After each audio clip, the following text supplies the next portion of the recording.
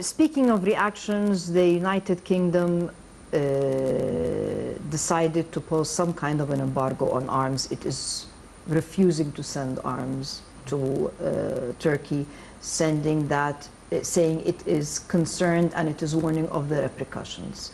Do you think that this will lead to some kind of a domino effect in the European Union? Because we expect countries like France and Germany, which here I'm talking about the heavyweight countries in the EU, to take a reaction. Do you think this will happen? Yeah, they already did. Norway did, France and Germany said the same thing. Even France is considering cancelling a football match, a soccer match between its national team and the Turkish national team. I think, but all that is not really effective because it's a NATO member. Turkey is a NATO member, so the cooperation is abiding all the countries of NATO, whether they make an embargo or not. Turkey is a heavyweight country, a heavyweight member in NATO, and this is what President Vladimir Putin is playing on, that this is the incursion that will happen in the heart of NATO, and it will make it very weak afterwards. So it will be a war inside the members of NATO. But let me, if I can make a comment about the Kurdish people and Damascus, Syria. Yes. I think that also Damascus has an interest that in all what's going on. Let's talk about not the genocide, but limiting the force of the Kurds there. Because the SDF, the Syrian Democratic Forces, they all had US weaponry, and no one was capable at a certain time to face them. Last February, there was a paramilitary group for Russia, like the Blackwater for the Americans. And they had this confrontation with the SDF. They had 300 fighters, the Russians. They call it mercenaries, but I call it military experts. 100 of them were killed, and their fighting went on for 6 hours because they had military experts, US military experts, US fighters with them. So it was very clear that the Kurds there were very well established. Even Damascus one day won't be able to do anything about them. So everyone is winning now in weakening this part of especially the SDF in northern Syria. I think that Bashar al-Assad doesn't wish to see what took place in Iraq when Erbil became an independent safe haven for the Kurds. So what's taking place now is also favored by Damascus. That's why they waited for a couple of days and then they pushed their forces to take place, because they were never able to fight the US weaponry there. They waited for the Americans to withdraw, and then everyone now is finishing off with the citadel of the SDF. Erdogan said he will take 1,000 kilometers northeast of Syria, despite warnings. Should he go ahead, because one of the countries that warned is the United States, for example. Should he go ahead and take those 1,000 kilometers? What will be the reaction by the US or by the EU, which clearly warned him of such action? In war, when you declare any steps, you cannot just back off like that. He made it, he has to go. He has to do it. Because so he will go ahead and take the 1,000 kilometers? He could take them, but he can't really keep them. Look at the Israelis when they had southern Lebanon. It was a buffer zone for many years, and then they had to leave it. So should he go in, are we expecting that the US and the EU to stand by and watch, or take a reaction since he violated their warnings? Because usually the US reacts, especially if it gives you a warning and you don't heed the warning, it doesn't react to that very, very gently. Well, Turkey... Will we see a tough reaction with Turkey? You mean military? It's not just military. I mean, you can impose crippling sanctions. Look what happened in Libya. This is what will take place, of course. That's the aim of all this operation. is crippling Turkey, as they did with the Ottoman Empire. Now they have to do it again with the new neo-Ottoman aspirations, ambitions. So they want to show him that, okay, you can do it, but you won't really get all the gains that you need. That's why, I mean, his calculations are not on the long term. It's very short, and it won't live for long, because you need a strong economy. Turkey doesn't have the strong economy. You have to have a strong army. He humiliated his army. It was a disgrace what he has done with his own generals. You cannot fight with only mercenaries from Syria, from even from the Muslim Brotherhood in Egypt. When their people who left their countries, they won't fight for you endlessly like that. He won't really get any, let's say, civilian, because he thinks that the people there are welcoming him. No, the people in Syria won't welcome him, really. He won't get any civilian aid from the people in Syria. He is being seen as an invader, a man committing genocide. One of his greatest mistakes is that he leashed all these groups, mercenary groups, who started by executing, not even fighting, executing in cold blood all the fighters. So it was, the beginning was terrible. So there is a price that he will pay, so everyone will let him go in, and then I think that he will pay the price, exactly like what happened with Saddam Hussein in Kuwait. So you think what does the future hold for Erdogan and his policies? Because he's not really making things easy in his relationships with his EU, within the EU. He's not making, definitely he's not on good terms with our part of the world. So, and it seems that the US is not really going to be supporting him in the near future. What do you think will be the future of Turkey under Erdogan's leadership?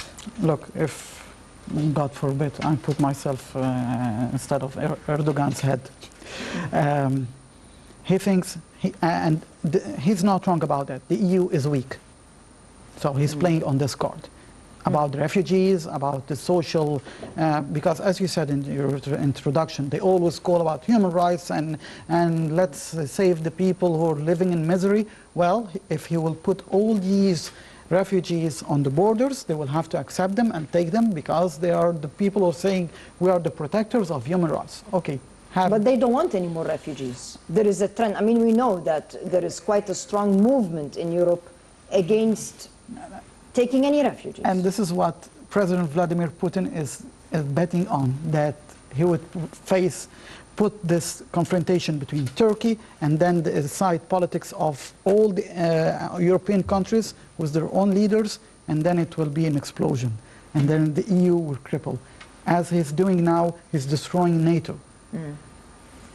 Vladimir Putin is one of the genius leaders that we're witnessing now in this arena, because the way that he's destroying the EU and NATO is a way that no one imagined. And he's using Turkey as the knife. That's why I'm telling you, no one will force Erdogan to leave northern Turkey, northern Syria, but they will let him spend huge amount of money, effort, time, and bad reputation there. And then I think that it could be an internal revolution that will sack him. Because first of all, when you have no army and then you push the remainings of this army into a war of attrition, I think that many generals in the army of Turkey are not happy with what they're doing. Even when Turkey was one of the strongest armies in the Middle East, they never committed this kind of incursion into Syria. It was quick, swift, they say quick war, and then they go back.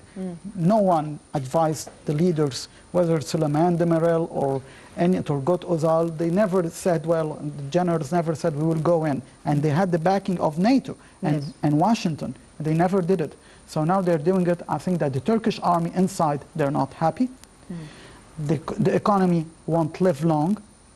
He's saying to the Europeans, you have promised us 3 billion euros and aid. If you won't pay, I will let him let them go, well, maybe they won't pay, and then we will see what will happen. It will be a humanitarian disaster, but he will be the source of it. The problem with Erdogan now is that he thinks that he could make the shift between the United States and Russia all the time. He thinks that Iran is an ally. Iran is not an ally. Iran is thinking about its own interest in this region, which is oil of the Gulf states. Yes. And that's it. And how to control the Straits of Hormuz and other parts of the Middle East. So it's not going to get into a battle over Syria? No one will do it. He has done what everyone has been avoiding doing it years since the eruption of the civil war in Syria. No one dared to go in a ground invasion. He went there. So they will leave him to do what he wants to do, and then he will be weakened very much on all levels. And let's not forget that he's still imagining that he has northern Cyprus controlling the oil, the gas fields, and then he will threaten Egypt, Cyprus, Greece. This will never happen. What about the Arab League? The role of the Arab League? I mean, this is really a catastrophe, a humanitarian catastrophe by all means. And to have hundreds of thousands fleeing, it really is not something that we are supposed to look at very, very simply. He has pushed his luck numerously. And what about our reaction? Because we cannot expect the UN to take any action when we are not doing it in our own backyard. Qatar said that they're welcoming the invasion. Imagine. They said they're supporting the action of the Turkish army, occupying another Arab countries. Well, we cannot really we cannot really put a lot of weight on their statements because their policies have always, unfortunately, been against of course the rest of the region. Of course, but they are working in a way or another to paralyze the action of the Arab countries. In a way, let me explain.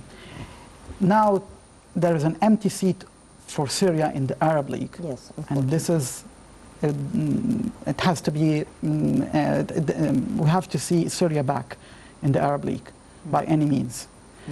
But still, when you go into negotiations with the Arab countries, you have a country like Libya.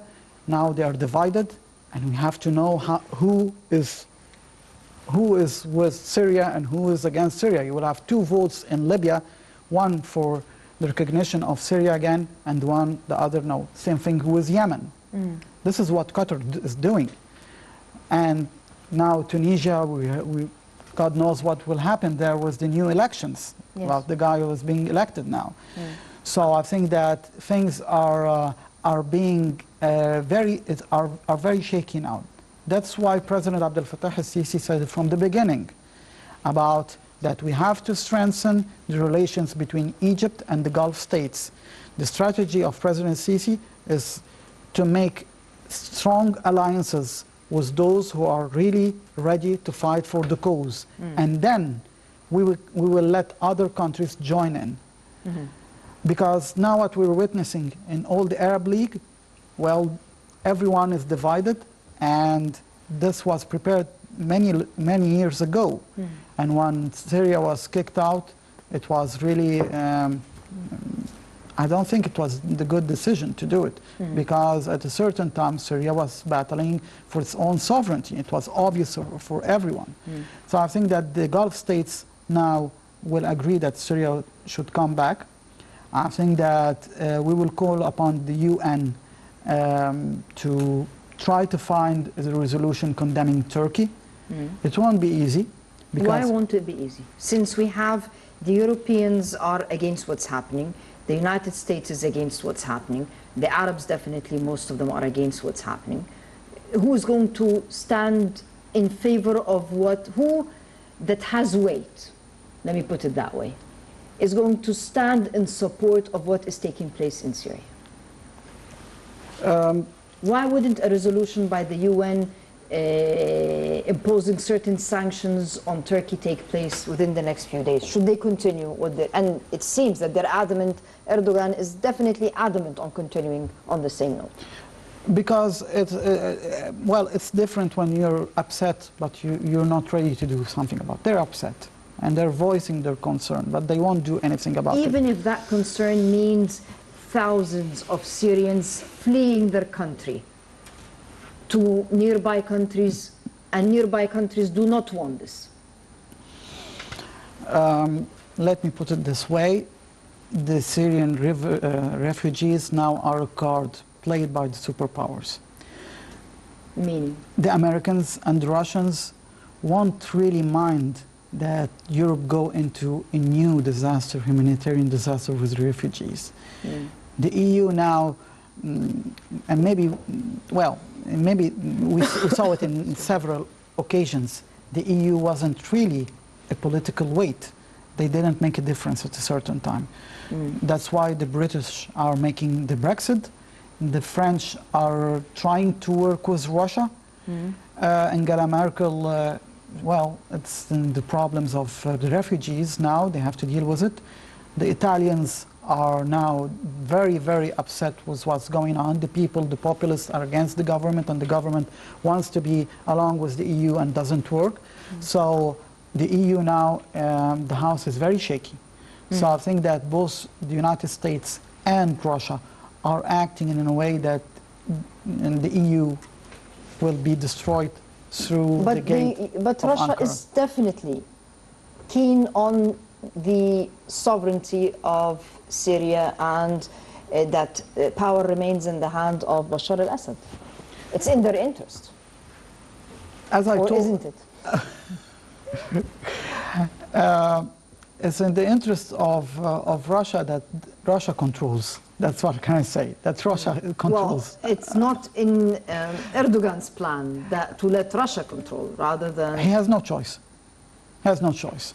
His air defense, as I said, are in the hands of Russia. His alliances now are with Russia.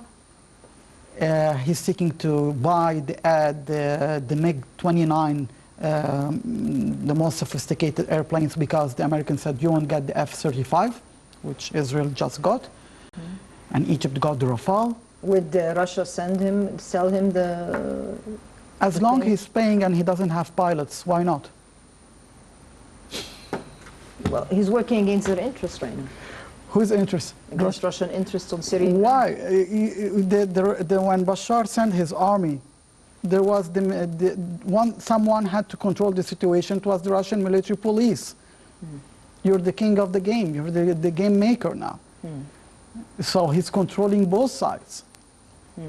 And he knows the limits of Erdogan. He knows that he won't get the F-35. Look how Erdogan has put himself in an extremely bad position. Israel has the F-35, which is the most sophisticated. Egypt has the Rafale, which is the most sophisticated also. And he has only the F-16s, and like the Iranians, they still have the Phantom of the 1970s. And he can't have any other equipment except from the Russians, which is the MiG-29 and the S-400.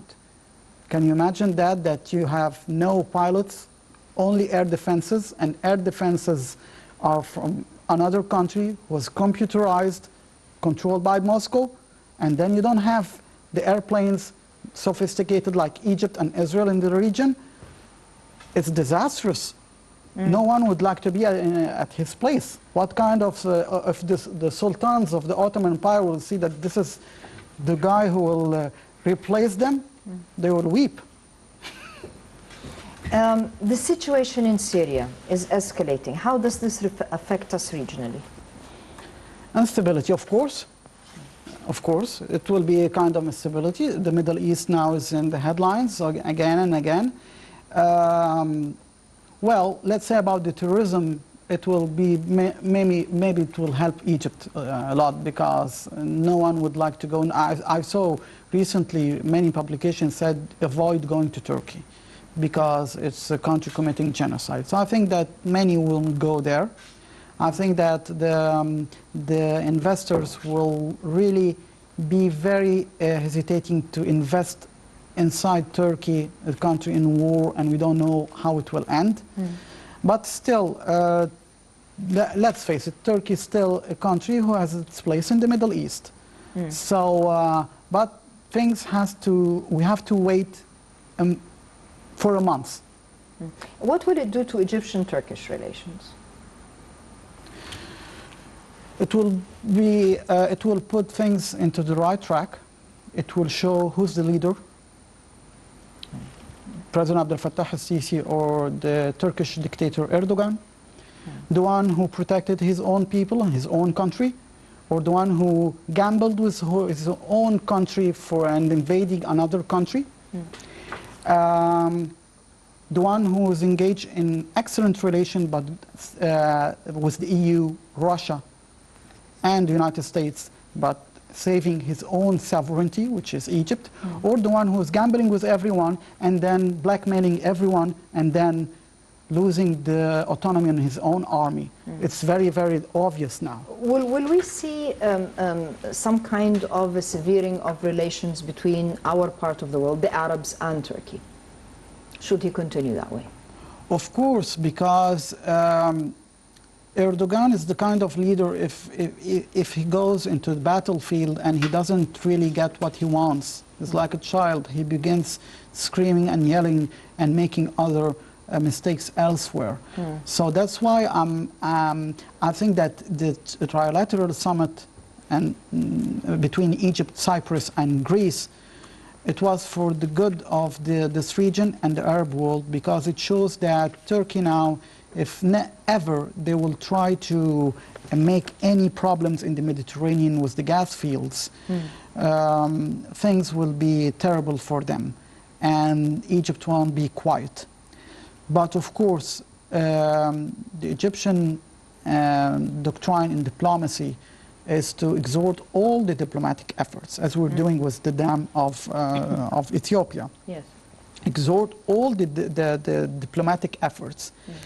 That's the difference between Cairo and Ankara, that we are working on diplomacy, we're working on good relations, but if things will go out of control, we will defend our sovereignty.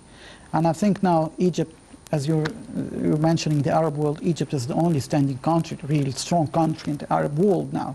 So I think that all the Gulf states will be with Egypt, and we will be, at that time, the ones who will determine the situation in the Middle East.